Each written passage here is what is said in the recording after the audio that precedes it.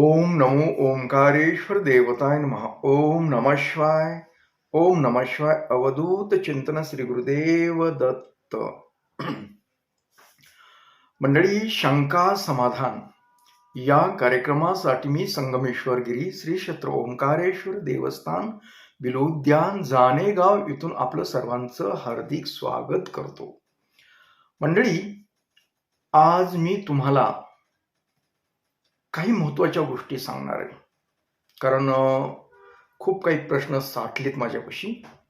तर आज मेन प्रश्न आहे तो आहे की आपण दूर केलेली व्यक्ती, आता आपण विस्तारित जरा पाहूया. दूर केलेली व्यक्ती म्हणजे काय? अगर दूध झालेली, तर त्यात नवरा असू शकतो, कुणाचा घटस्फोट तुम्ही होऊन घेतलाय नवऱ्याकडून, तो असू शकतो. कुणी प्रियकर प्रियेशी असू शकतो, कुणाचं इतर काही गोष्टी असतील, कुणी नातलगाचा असू शकतात, अथवा कुणाचा नवरा मृत्यू पावला असेल, अथवा कुणाची बायको मृत्यू पावली असेल, अथवा कुणाची प्रेयशीला तुम्ही सोडून दिला असेल, कुणाला बायकोला तुम्ही घटस्फोट दिला असेल, म्हणजे जेणेकरून तुमचे काही दिवस संबंध होते, चांगलं व्यवस्थित होतं, पण तुम्ही होऊन त्यांना दूर केलं. मग तुम्ही नवऱ्याबरोबर तुमचे चांगले संबंध नव्हते, म्हणजे तुमचं भांडण वगैरे करून अथवा काही कारणास्तव तुमच्यामुळे तुमचा नवरा मृत्यू पावला असेल कमी कालावधीमध्ये, म्हणजे जास्त वयस्करच नाही चाललंय, तर तरुण मध्ये चालतोय. म्हणजे आपल्याला सोडून गेलेली व्यक्ती मृत्यू असेल अथवा कशाही रीतीनं आपल्यापासून दूर गेलेली, अथवा तुम्ही त्याला कारणीभूत ठरलात अशी व्यक्ती, मग ती स्त्री असेल पुरुष असेल. आता या व्यक्तीचा, आपल्याला सोडून गेलेला अथवा तुम्ही सोडून दिलेल्या व्यक्तीचा आपल्या जीवनावर कसा विपरीत परिणाम होतो ती पाहायचंय आपल्याला, आणि कसा होतो ते बी सांगतो मी तुम्हाला. खूप वेळा आता काय असतं, दोघा नवरा बायकोचं पटत नसतं, काहीतरी असतं, आणि त्या कारणास्तव नवरा आत्महत्या करतो अथवा बायको आत्महत्या करते, त्याच्यामध्ये मृत्यू कुणाचा तरी होतो, हा एक दोष होतो. म्हणजे समजा नकळतपणे चुकून गेलं, मृत्यू झाला, तर त्याचा दोष एवढा काही लागत नाही, म्हणजे एवढा काही त्रास होत नाही त्या व्यक्तीला, हयात असणाऱ्या व्यक्तीला. परंतु जाणून बुजून काही गोष्टी केल्यानंतर त्याचा त्रास होतो, हे पाहायचंय आपल्याला. आणि समजा तुम्ही दोघ जण प्रियकर प्रियशी असाल, आणि तुम्ही समजा तुमचा प्रियकर अथवा प्रियकरला तुम्ही काही कारणास्तव तुम्हाला दुसरा एखादा भेटला त्याच्यापेक्षा बरा, आणि त्याला तुम्ही दूर केलं, तरी सुद्धा दोष कसा लागतो ती सांगणारच आहे, हे पण सांगणार आहे. असं एक केलं, अथवा तुम्हाला कुणीतरी एखादी चांगली फटाकडी भेटली, म्हणून एखाद्या चांगली तुमच्यावर प्रेम करणारी व्यक्ती होती असेल कुणीतरी, तिला तुम्ही दूर केलं, तरी सुद्धा तुम्हाला दोष लागतो. जेणेकरून ज्याचं मन दुखावलंय, ज्या व्यक्तीचं तुम्ही मन दुखावलंय, अशा व्यक्तीचा तळतळाट, शाप, म्हणजे नकारात्मक ऊर्जा, अशा गोष्टीचा त्रास 100% होतो. आता कसा कसा होतोय ती एक एक टेप बाय टाप सांगतो तुम्हाला. आता समजा तुम्ही तरुण आहात, समजा 30-40 बाहेर मागे पुढे असताल, आणि तुम्हा दोघांमध्ये काही समजा गैरसमज काय असताना तुमच्या नवऱ्याचा अथवा बायकोचा मृत्यू झालेला आहे, याचं एक घेऊया उदाहरण. तर काय असतं, जेणेकरून तुमच्या त्रासाला ती व्यक्ती, तुमची व्यक्ती, नवरा असेल बायको असेल, ती मृत्यू पावली, तर त्या व्यक्तीला मोक्ष भेटत नाही, पहिली गोष्ट. कारण तिच्या हृदयामध्ये, मनामध्ये जी राहिलेली असते खंत गोष्ट, की या व्यक्तीनं मला विनाकारण त्रास दिलाय, हे ऊर्जा असल्यामुळे जरी ती शरीरानं नष्ट झाली, काय शरीरानं नष्ट झाली, तरी तिचा आत्मा हा तुमच्या भोवताली फिरत असतो. शरीर नष्ट होतं, त्या आत्म्याला मोक्ष भेटत नाही आणि त्यामुळे जे आहेत त्या व्यक्तीला भयंकर त्रास होतो. मी ही पुराव्याशी बोलतोय, कारण असे लोक आपल्याकडे येतात. त्यांना कळतच नाही नेमकं कशाला काय होईल ते. काय होतं, कुणी नोकरदार असतो, त्याची बायको आता ती नोकरदार समजा मेला की त्याच्या पेन्शनवर ही जगत असते.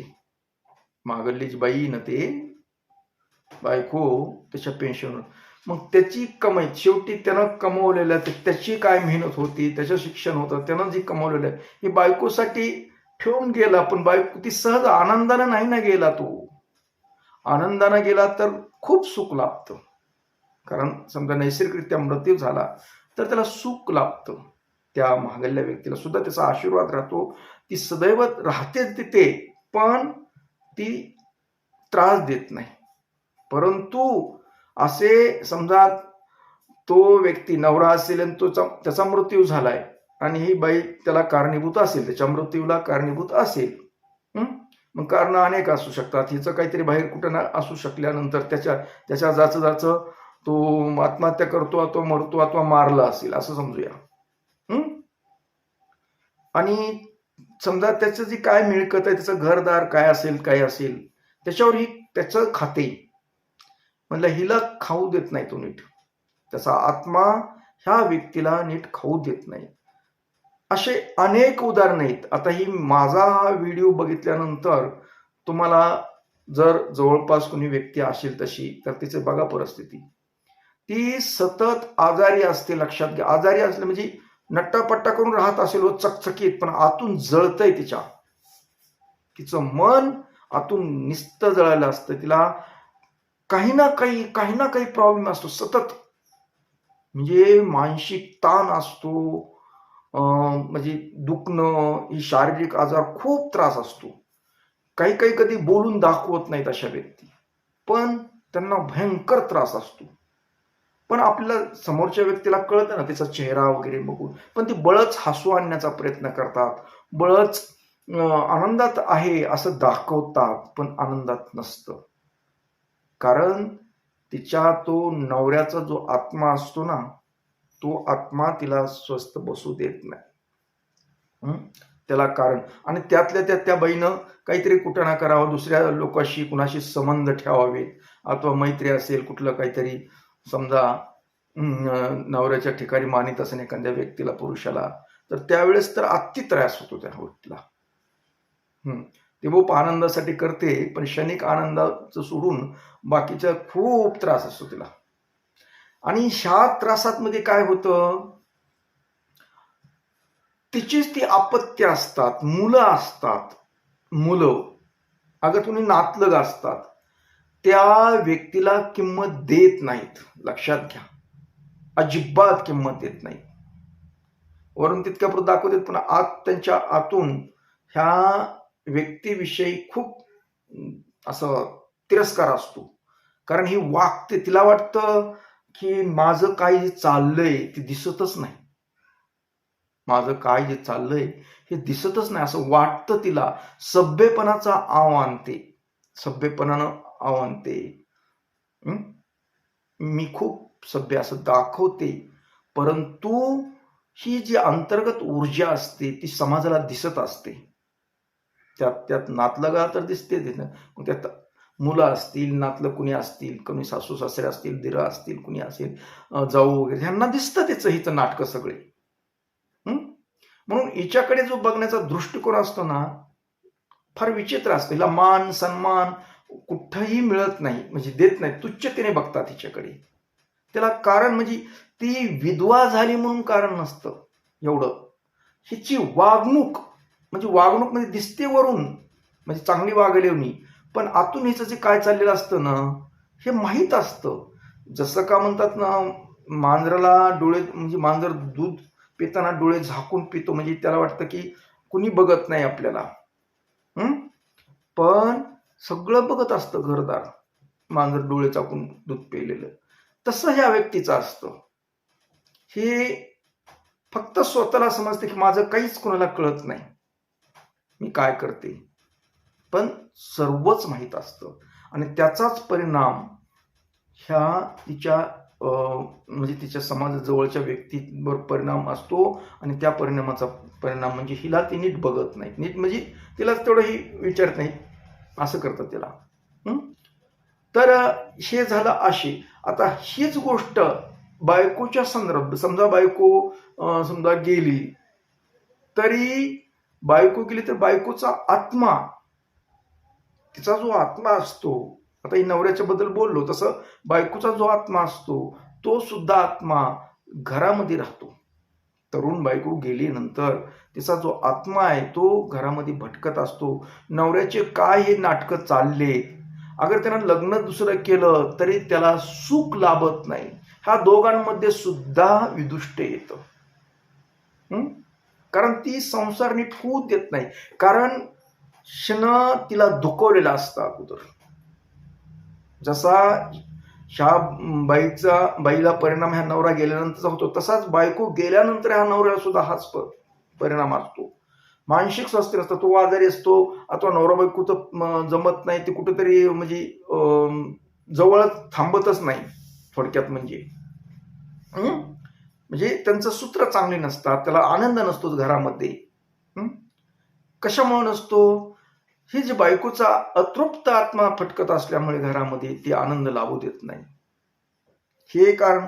आता तुम्ही म्हणता ही मेलेले झाले, पण आता दुसरी गोष्ट एक असते, आपण एखाद्या व्यक्तीबरोबर चांगली मैत्री संबंध होते चांगले, आणि तिला आपण दूर केलं, आपल्याला एखादं दुसरं काहीतरी भेटलं, अगर काही कारण असतो आपण त्या व्यक्तीला दूर केलं. आता मेलेल्याचा काही प्रकार नाही, अगर मृत्यू झाला याचा नाही, हा जिवंत असलेल्या व्यक्तीचा सुद्धा तळतळाट लागतो. कारण नसताना अथवा काही विशेष नसताना तुम्ही एखाद्या व्यक्तीला नाराज अथवा दूर केल्यानंतर सुद्धा त्या व्यक्तीच्या मनातून जी काही ऊर्जा निघते त्याचा परिणाम आपल्या शरीरावर होतो, मनावर होतो, आपल्या परिस्थितीवर होतो. आपली जी समजा प्रगती असते, काय व्हायचं असतं त्याच्यामध्ये खूप त्याचा परिणाम होतो. ते जिवंत असून सुद्धा, मेलेला तर होतो, पण ह्या जिवंत आपल्याला म्हणजे आपल्यापासून दूर गेलेले, समजा दूर लोटलं तुम्ही त्या व्यक्तीला, मग त्यात तुमचे मित्र असतील, मैत्रीण असेल, अथवा कुणीही असेल. कारण एकेकाळी तुमचं खूप काही चाललं होतं, चांगलं होतं, मस्त मैत्री होती, त्याच्यात काहीतरी कारण असं तुला तुम्ही दुखावलं, तिचं मन दुखावलं समजा, आणि ती तुमच्याकडून दूर गेली, तुम्ही लावली म्हणा. याचा परिणाम सुद्धा आपल्या सगळ्या घरावर, आपल्या तब्येतीवर, आपल्या प्रगतीवर होतो. हे अनुभव बघा तुम्ही आहेत का नाही. कारण बाकीच्या गोष्टीलाही हे बोलण्यापेक्षा ही सत्य जे चालतं ना ते सांगतोय तुम्हाला.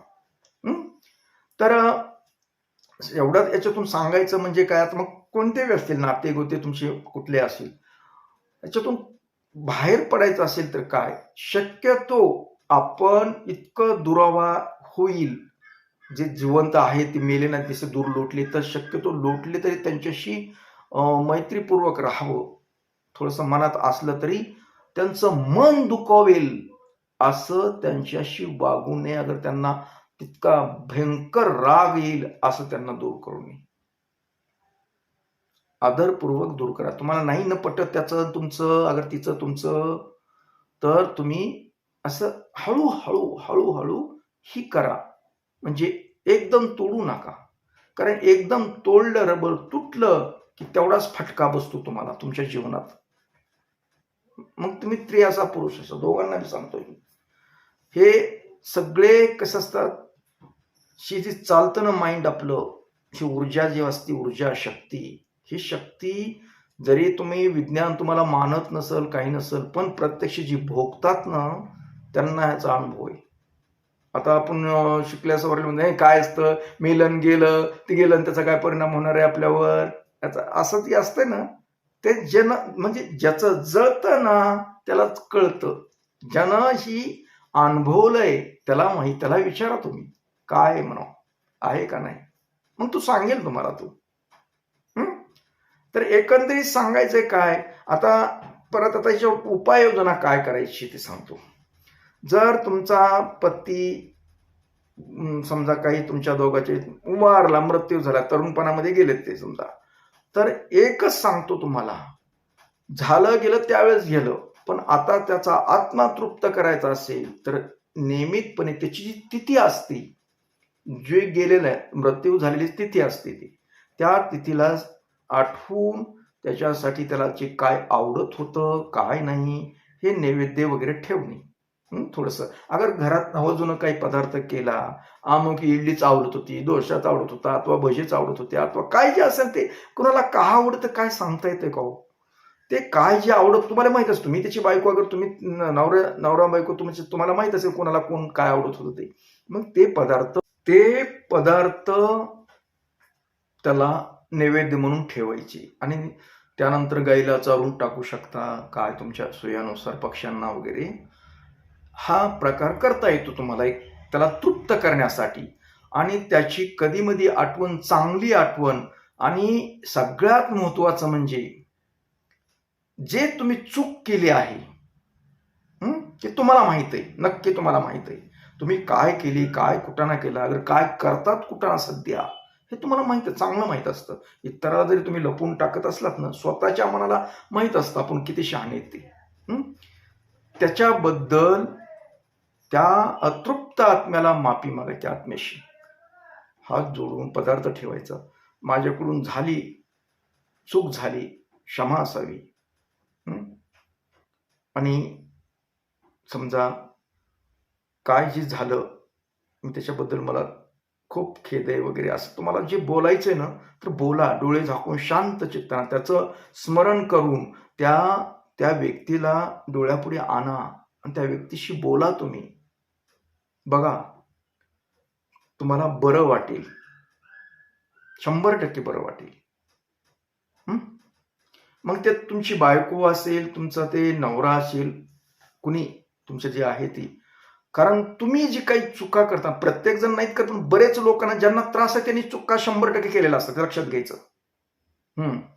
ज्यांना चुका नाहीत न केल्या, अशा नैसर्गिकरित्या काय झालं त्यांना त्रास होतच नाही, त्याचा त्या व्यक्तीला त्रास होत नाही, एवढं गॅरंटीड सांगतो. पण ज्याने काहीतरी कुटाणा करून काहीतरी झालेलं आहे त्या व्यक्तीला 100% न 101% सांगतो तुम्हाला त्रास होतोय, काही बोलत नाहीत, कुणी बोलून दाखवतं, एवढाच फरक आहे. तर त्यासाठी हे सोपा मार्ग, त्याला महिन्याला आठवणं. मग तुम्ही म्हणता 10 वर्ष झाली आता काय करायचंय, तसं नाही. आत्मा मरत नसतो, आत्मा कधीच मरत नसतो. तो तुम्ही आहे तोपर्यंत तुमच्यापाशी भटकत राहतो. आता हे झालं मृत्यू झालेल्या लोकांच्या बद्दल. आता प्रिय व्यक्ती, मग त्याच्यात तुमची प्रेयशी असेल अथवा प्रियकर असेल, ते तुम्हाला काय कारण असो तुम्ही त्याला दूर लोटलंय, जो तिरस्कार करताय तुम्ही तुमच्या मनामध्ये, जे तुम्ही त्याच्या मनामध्ये तिरस्कार करताय त्या व्यक्तीचा, मग ती कुंडली असेल म्हटलं ना, तर ही तिरस्कार करणं अगोदर बंद करा. सगळ्यात महत्वाचं म्हणजे जे तुमच्या मनामध्ये द्वेष, तिरस्कार ही चाललंय ते अगोदर बंद करा. कारण तुम्ही जर असंच करत राहिला तर त्याचा रिप्लाय आपल्यावर येत असतो. जितकं तुम्ही मनातून त्याला हे करता तितकं तुम्हाला त्याचा त्रास होतो. हे सगळं खेळ आहे हो, हे ऊर्जेचा खेळ असतो. म्हणजे आपण जितक्या जोरानं चेंडू मारतो तितक्या जोराने रिटर्न माघारी येतो, असा नियम आहे एक. त्याच्यामुळं ते बंद करा. जे गेले ते समजा झाली चूक, क्षमा मनातली मनात मागा, जमलं तर समोरासमोर मागा, झालं गेलं. जेवढं पुढे तुम्हाला ते संबंध ठेवायचे न ठेवायचे हा विषय नंतरचा झाला, पण कमीत कमी बोलून त्याचं मन दुखवलेलं ते तसंच राहून देऊ नका. म्हणतात ना, तुम्हाला माहिती आहे ना, जखमी साप काय असतं, जखमी साप कधी बी घातक ठरतो, बदला घेतो. ऐकून येत ना तुम्ही, तसं असतं.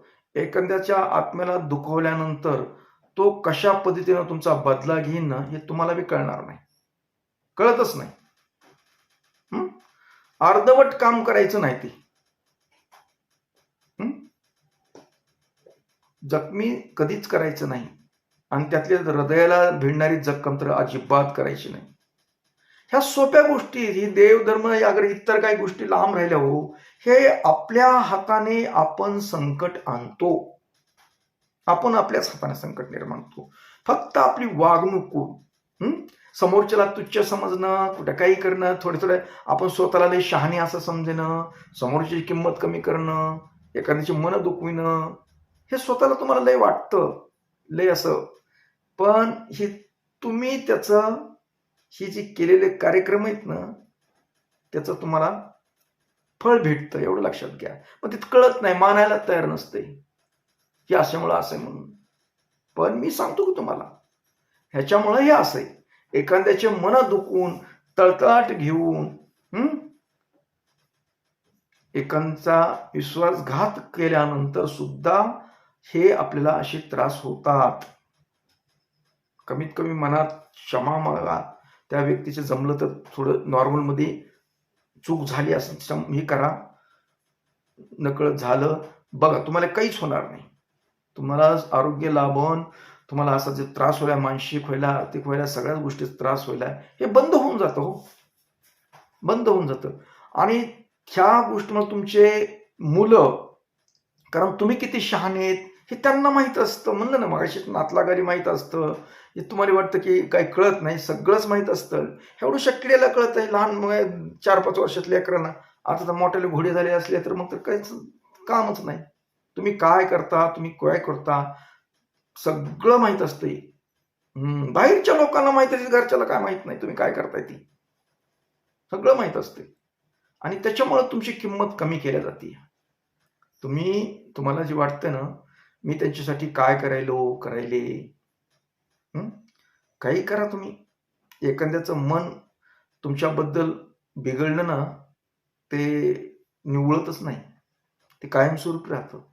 माझ्याकडे खूप येतात की माझा मुलगा, माझी मुलगी बोलत नाही, अगर मला किंमत देत नाही, असं विचारतात ना. मी तुम्हाला तेच सांगतो की त्याच्या मागे हे कारण असतात.